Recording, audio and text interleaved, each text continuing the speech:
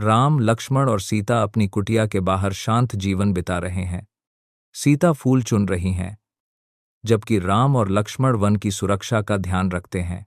अचानक पेड़ों के बीच एक दिव्य सा स्वर्ण हिरण चमकता हुआ दिखाई देता है। उसकी सुनहरी चमक से पूरा वन उजाला हो उठता है। सीता आश्चर्य से कहती हैं, प्रभु, यह मृग कितना सुंदर है, इसे पकड़कर लाइए। राम मुस्कुराकर सिर हिलाते हैं और हिरण के पीछे निकल पड़ते हैं। स्वर्ण मृग राम को गहरे वन में ले जाता है। फिर दूर से राम की आवाज, लक्ष्मण। सीता चिंतित हो उठती हैं। वे लक्ष्मण से आग्रह करती हैं कि वे राम की सहायता को जाएं। लक्ष्मण जाने से पहले कुटिया के चारों ओर एक सुरक्षा रेखा खींचते हैं। मां, इस रेखा से बाहर न निकलें। कुछ देर बाद एक साधु के वेश में रावण वहां आता है।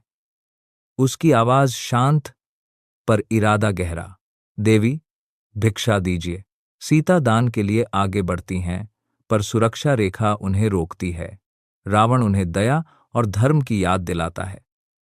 अंततः सीता रेखा पार कर देती हैं। जैसे ही सीता बाहर आती हैं, साधु का रूप धीरे धीरे बदलकर रावण के वास्तविक तेजस्वी रूप में बदल जाता है। सीता आश्चर्य और चिंता में पीछे हटती हैं।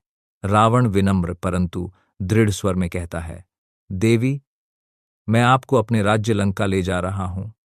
वहां आपका उचित सम्मान होगा। सीता प्रभु राम का नाम लेती हुई संघर्ष करती हैं, किंतु रावण उन्हें अपने दिव्य रथ पुष्पक विमान में बैठाकर आकाश की ओर उड़ जाता है। वन हिलता है, पक्षी व्याकुल होकर उड़ते हैं और पूरा वातावरण स्तब्ध हो जाता है। राम और लक्ष्मण लौटते हैं। कुटिया खाली पाकर दोनों व्याकुल हो उठते हैं। सीता के पदचिन्ह, टूटी पत्तियां और दूर जाते पुष्पक विमान की दिशा। राम गंभीर स्वर में कहते हैं, लक्ष्मण, सीता की खोज के लिए हम संकल्प लेते हैं। सूर्य अस्त होता है और राम, लक्ष्मण सीता की खोज में आगे बढ़ते हैं। कहानी आशा पर समाप्त होती है। धर्म और प्रेम की जीत अवश्य होगी।